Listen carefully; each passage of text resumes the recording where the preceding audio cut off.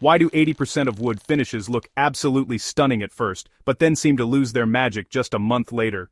It's a question that frustrates both beginners and seasoned woodworkers alike. You put in the effort, follow the instructions, and admire your work, only to be disappointed weeks down the line. Here's the thing. It's not always about the product you use. The real story unfolds after you walk away and leave that project to face the real world: humidity, sunlight, daily use, and time itself. Here's what most folks miss.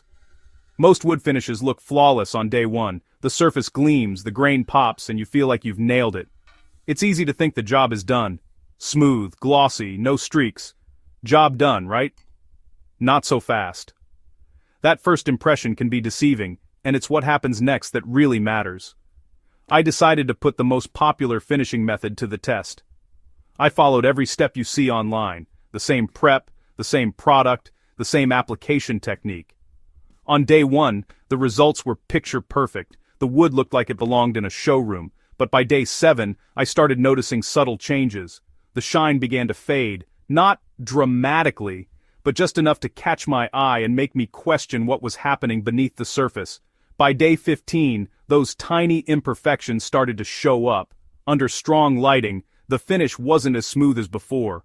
Small bumps, dull spots, and a slight roughness had crept in. It wasn't a disaster, but it was clear the finish was changing, and this is exactly where most tutorials hit stop. They show you the immediate results, but rarely talk about what happens after a few weeks of real-life use.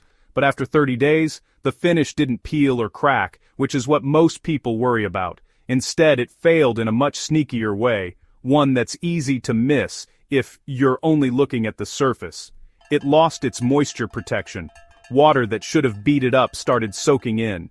Areas that looked perfectly sealed were actually vulnerable, and the wood was no longer protected from spills or humidity. That's when I realized most people judge a finish by how it looks, not by how it performs over time. A glossy surface doesn't always mean a durable one. The real test is how well it stands up to daily life. So, I ran the test again, but this time I made one crucial change. I focused on better surface preparation and, most importantly, I let the finish cure for the full recommended time. No shortcuts, no rushing. The result? Same finish, but a completely different story. 30 days later, the wood still looked great. And, more importantly, it was still protected. No dulling, no roughness, and water just rolled right off. Bottom line: the best finish isn't always the shiniest or the one that dries the fastest. Sometimes, a less glossy finish is actually tougher and more reliable in the long run.